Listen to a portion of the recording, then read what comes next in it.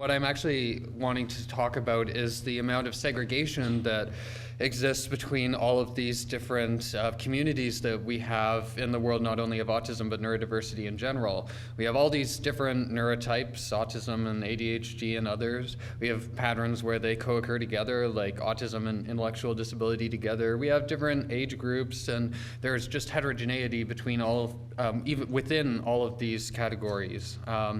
And then we have our other communities associated with all of this, our communities of parents, our communities of researchers, our communities of professionals, and of course further subgroups within each of these areas.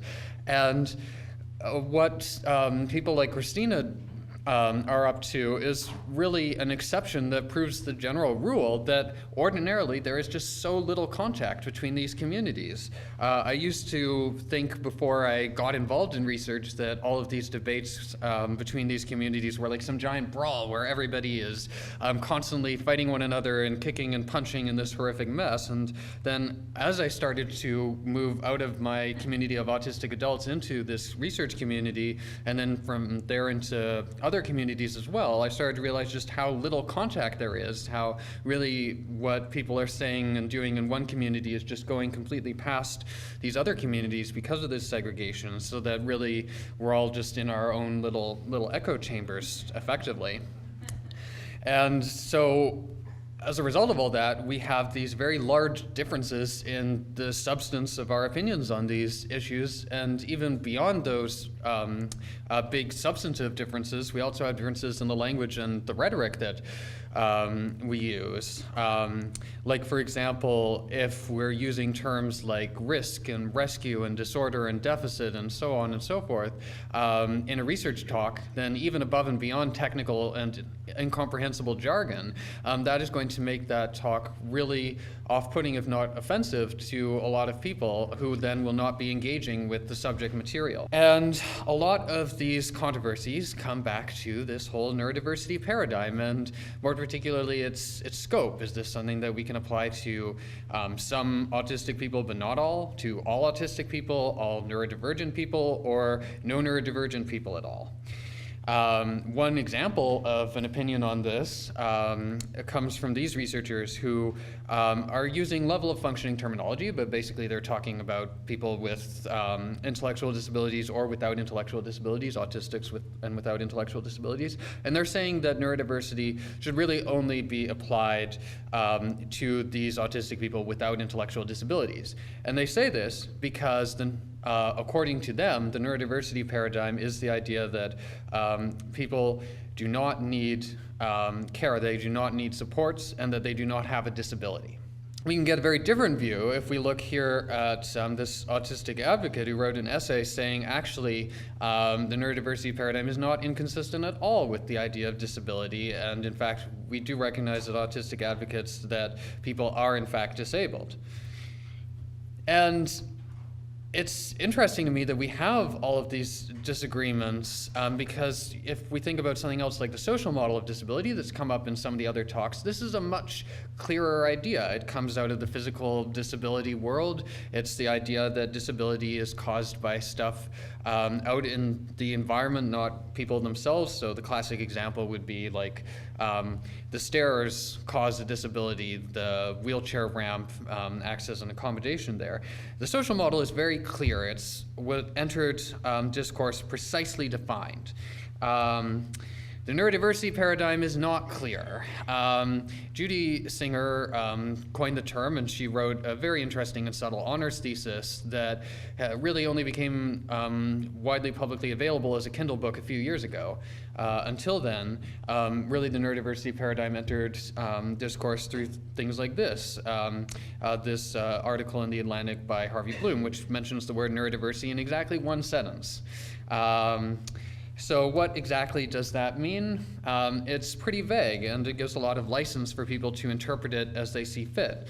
So that means there's a lot of different ideas about what the neurodiversity paradigm exactly means, what are its tenets, what that creates the potential for people on one side of the debate or the other to pick a definition that suits their purposes. Like if they are pro-neurodiversity, pick a sensible definition of neurodiversity and a radical, wild, and crazy definition of the competing pathology idea. And really this is in addition to those problems that I mentioned earlier with the segregation of these communities, creating a further situation of incommensurability, that we just don't have a common standard of measurement to weight these ideas against one another. This is the idea from philosophy of science, where you have two world systems and they're so different in their assumptions and jargon and language that you just can't find some common thing to compare them. And I think that we're in an even worse situation in the neurodiversity world. And then, of course, there's this other thing that is really making this a complex debate, that is the question, does this apply only to some neurodivergent people or all or none? Is it different based on all these heterogeneities? And some advocates have responded to this by saying, well, really all autistic people are similar in some fundamental way. But that's not too convincing to me, because I know that there's a lot of autistic people and some of them are extremely different from me. So I think that if it is in fact the case that neurodiversity applies to everyone, that's something that we have to demonstrate. That's not something we can assert.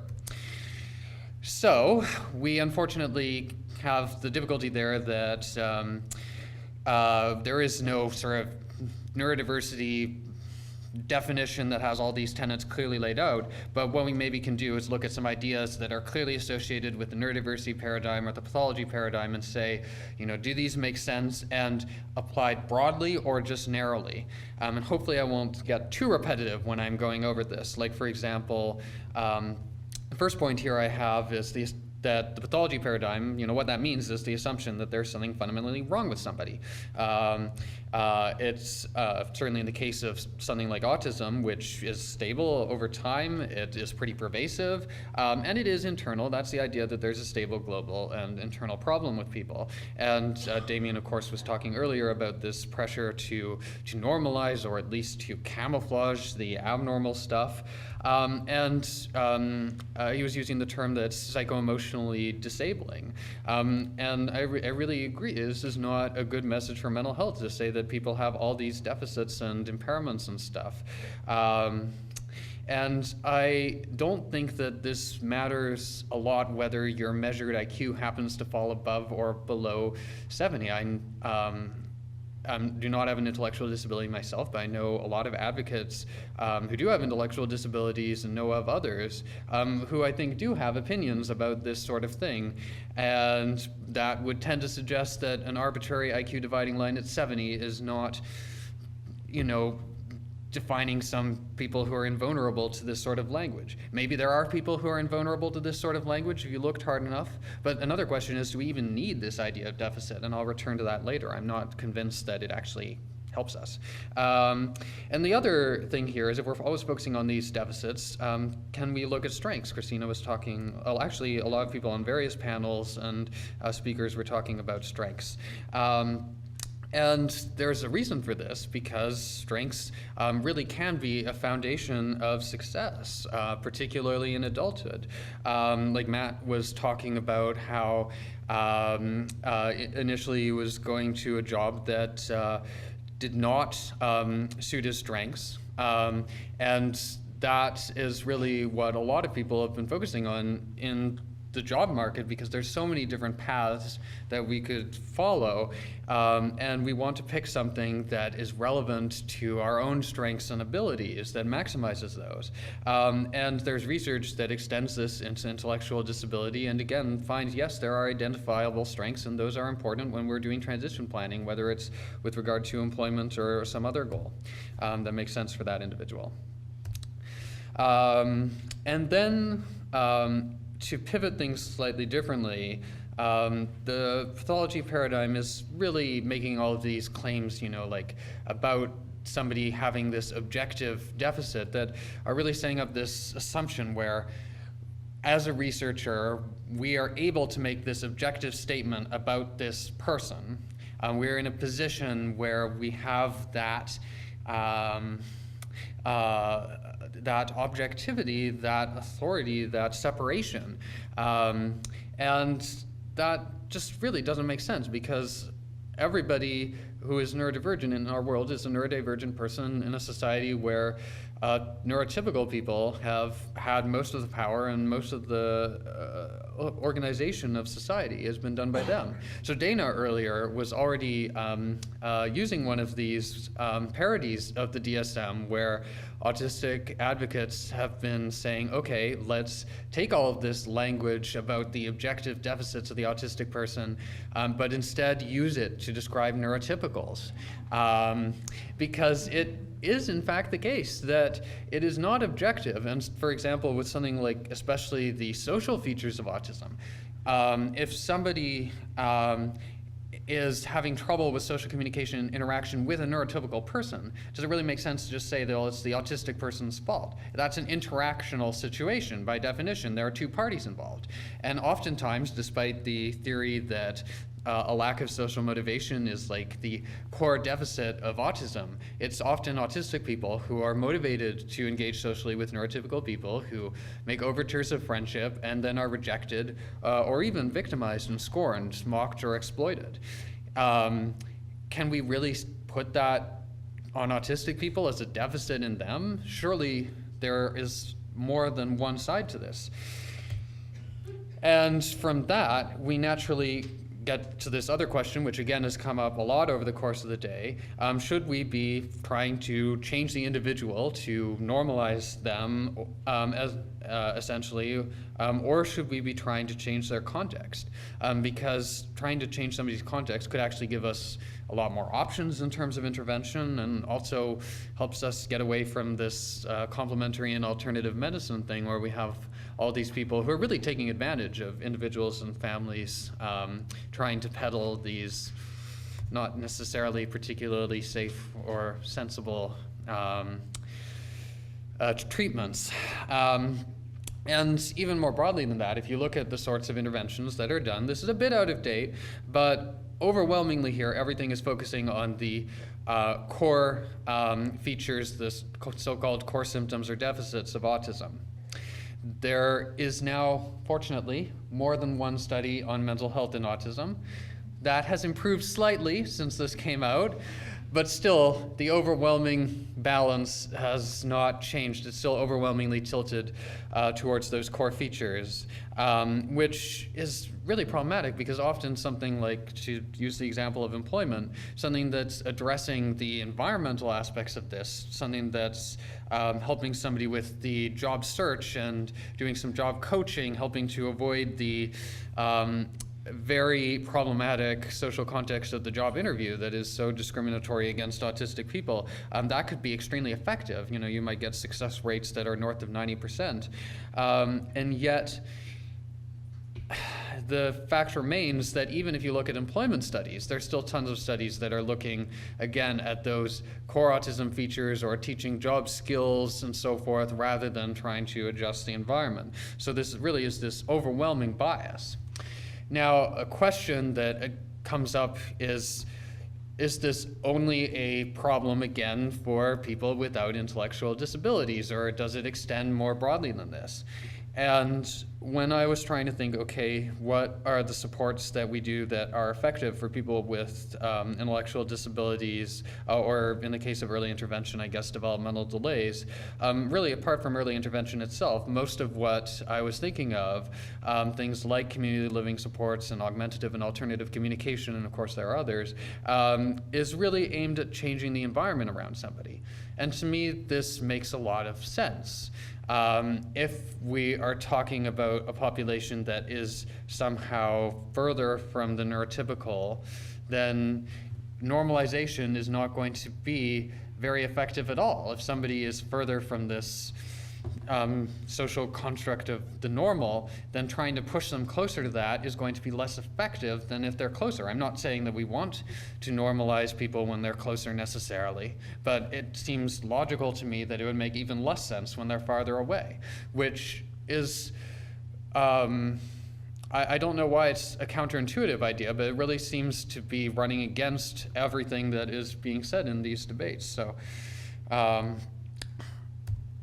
I think that we really need to rethink how we conceptualize that aspect of it.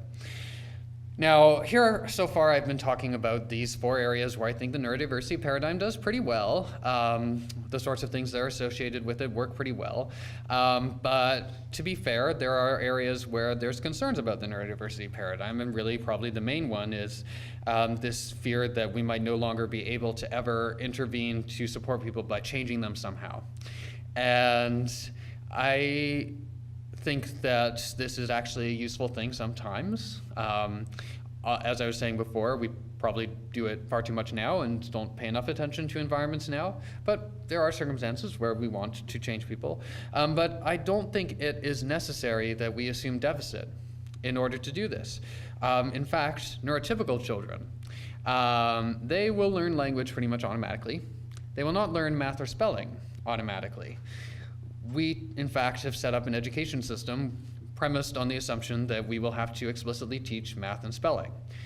We do not call neurotypical kids deficient because we have had to set up the system. We just set up the system.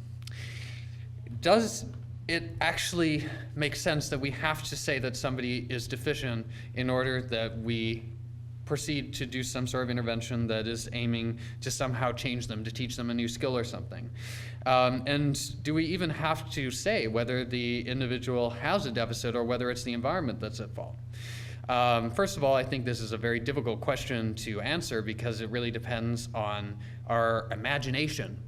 You know, I have to imagine all these counterfactual alternate worlds where maybe such and such a thing is accommodated, and, you know, does it make sense to imagine these worlds? Are they feasible? You know, it gets into some really weird territory. Whereas a much more practical question might be, would it make more sense, not in order to normalize the person, but in order for them to thrive, to have good quality of life, that we try and change the individual, teach them new skills or whatever, or that we try to change their environment? And to me, it is not at all the same question as the first one. Like, for example, if we take the example of sensory sensitivity, Erica pointed out some positive sensory features of autism earlier, but the sensory distress that accompanies sensory sensitivity, that specific sensory feature, is pretty negative. It is inherently distressing and bad. It is also caused by something internal in the brain, so I think there's a good case, such as one can make such a case, that this would be a deficit in the individual. But we're not going to be able to intervene to change somebody's brain somehow to remove sensory distress very easily. It's going to be a lot easier to somehow modify the sensory environment around them, either by directly changing the sensory stimuli or putting some kind of technological thing interposed between the individual and their environment. Or to take another example, self-injurious behaviors like headbanging are pretty inherently harmful, and presumably they're caused ultimately by something within the brain of the individual. I think there's a good case to be made there, again, such as one can say such things, that this is a deficit. But if we're going to intervene, again, it's going to be much more effective to try and look at what might be stressing the individual out in their environment and changing that. So I do not think that there is really much of a link here between deficit and teaching skills or interventions that might change people. In fact, I think that the ability to intervene by changing people, by teaching them skills, can be a very useful thing. That if we always accommodated everything and never challenged people, then that would put them into a position of complete dependence, which is not at all what we want. When we're talking about this neurodiversity paradigm, as a self-advocate, that is not at all what I want. What I want people to be is empowered. To be empowered and to have these abilities to succeed for themselves and on their own merits, as much as feasibly possible.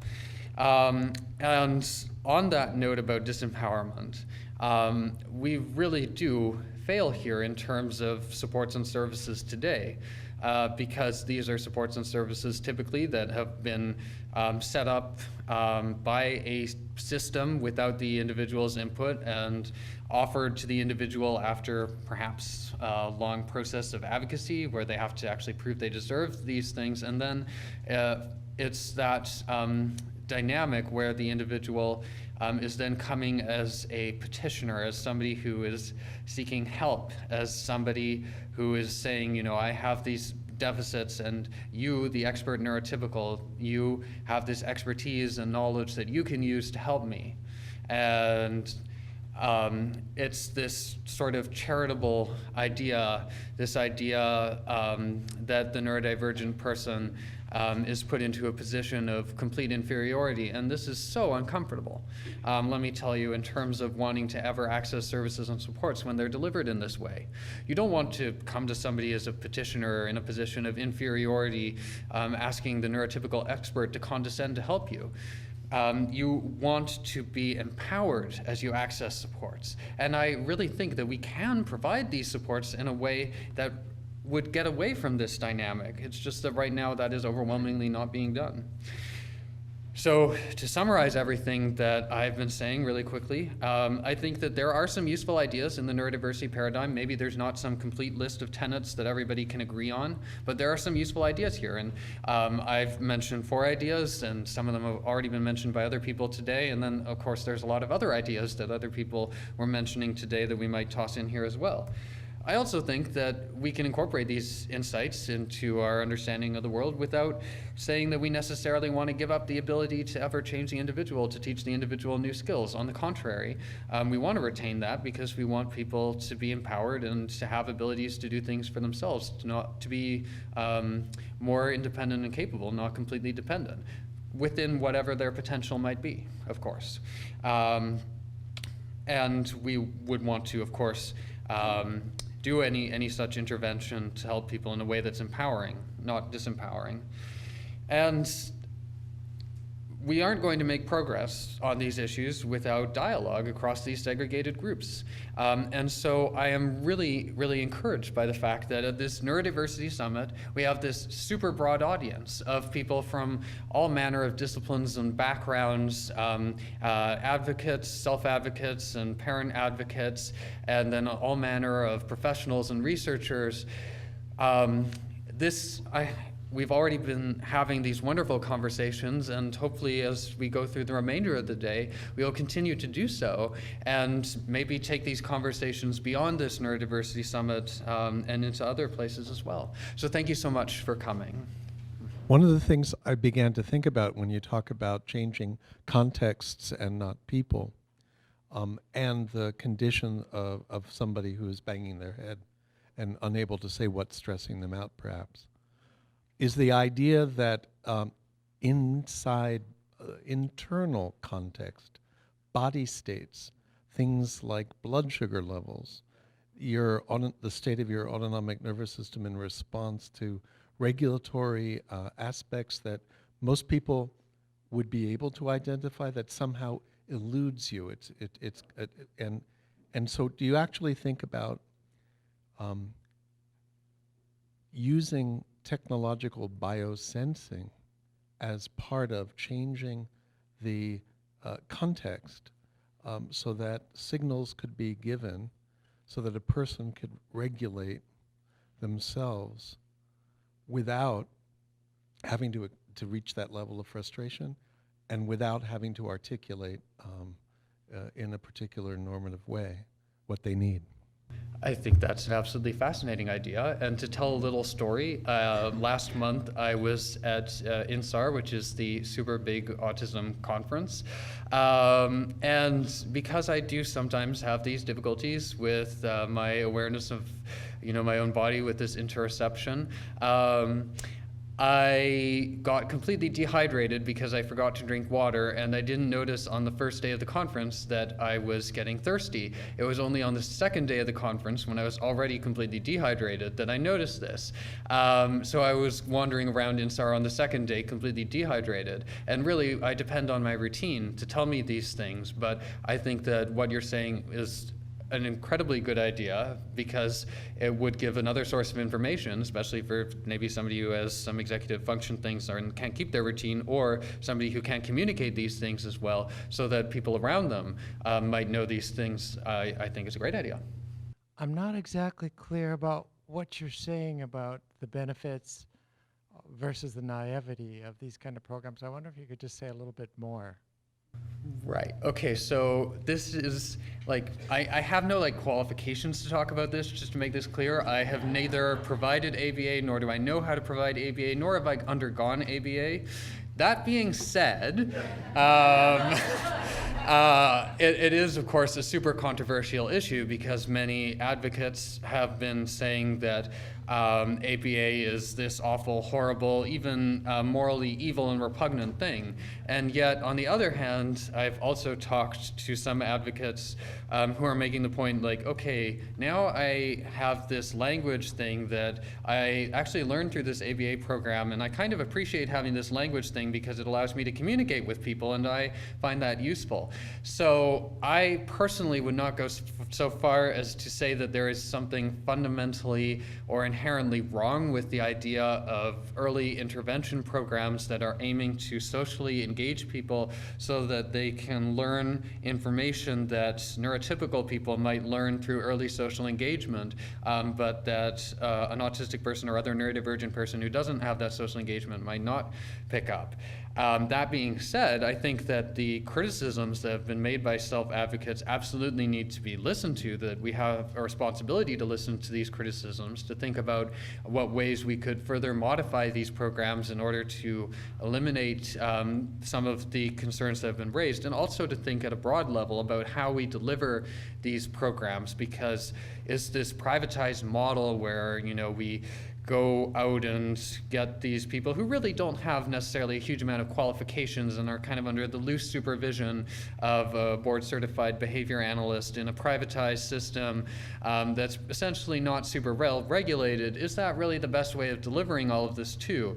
So I'm not going to say that I am anti-early intervention, but I am not going to say that the way that we do things now is necessarily the right or best or only way, and that we have to do everything exactly this way, or that autistic people will be forever doomed, which is kind of some of the rhetoric that we've sometimes heard on the extreme pro or anti sides. I think that there's somewhere in the middle that is hopefully more sensible. Wow, it's an honor to be asking you a question. You're one of my personal heroes. We're alive, we're here. And this whole summit has been just perfectly organized. I'm just thrilled to be here with every single person here. And the Facebook, yeah. So I'm saying, yeah, it's really shows the community coming together from different segments. It's just to ask for clarification here, because there's a lot in this summary to unpack. But there's an idea that genes and environment change each other in constant, like they epigenetically change each other, but they're always they're synergistically changing. So to change an environment is to change an individual, or to change an individual is to change their relationship to the environment. And also there's this idea of empowering that you talked about, which I think is really a key point. And is there a difference between empowering someone to change their own environment, or for autistic people to change their own environments themselves, or is the intervention for other people to change their environments for them? But since the change of the individual is implicit in the change of the environment, would that be an external agent's changing the individual through environment changes versus the autistic population finding organically together through discussion their own environments and discovering what those are, and changing themselves to another level through that. So just to add clarity where you stand, with my trying to figure this out, what your position is. Yeah, no, as always, there's a lot to unpack in what you just said. So I think you hit on an important point there, which is that first I say, we have to decide, leaving we unspecified, what's better, changing the individual or the environment, which kind of conjures up this sort of paternalistic image of somebody going there and saying, I think it's best for so-and-so that we do this and this and this for them. And then later I'm saying, but it's also a problem that the supports and services differences are decided on in this way without a lot of input from people. So I mean, I think that that yes, there needs to be input from the individual to the point that's appropriate for that individual. And secondly, more broadly, because not all individuals will be able to have input in that, there needs to be input from other relevant stakeholders, like other neurodivergent people who may have a similar experience themselves, or may just have an appreciation for being a neurodivergent person in a neurotypical society and the perspectives that that gives them.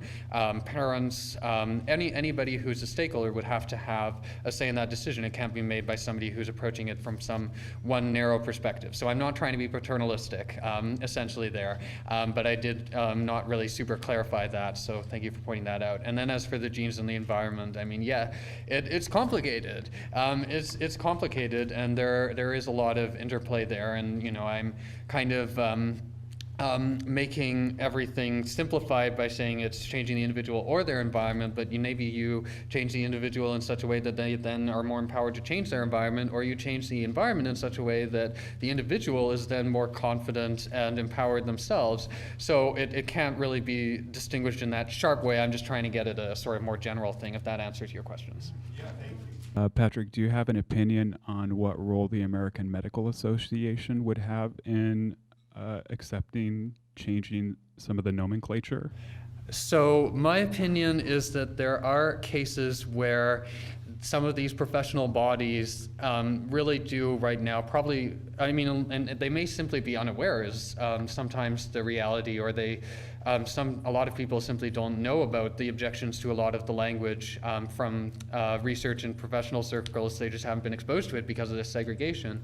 And sometimes people as well are, maybe they know, but are just not receptive. And I think that's a problem. So for example, I've tried to like publish journal articles using particular language, and I've gone back the message, we don't do that. We don't do social advocacy in this journal. But they're actually censoring me and saying I can't use that language. That is in fact a form of social advocacy, because their position is not objectively right. So I think that there is a need for maybe less of a role from these sort of censoring bodies in determining what the language is used. And they should do something like what Christina is doing for the Autism in Adulthood Journal, of talking to the community and developing guidelines that are based on that consultation. The UC Davis Mind Institute was created in 1998 with a promise to find cures for neurodevelopmental disorders. Every day, our physicians and researchers come closer to fulfilling that promise. Their groundbreaking research on autism, Fragile X syndrome, chromosome 22q11.2 deletion syndrome, ADHD, and other brain disorders are helping children achieve their fullest potential. Please visit our website to find out more about current studies, upcoming events, and how you can help make a difference.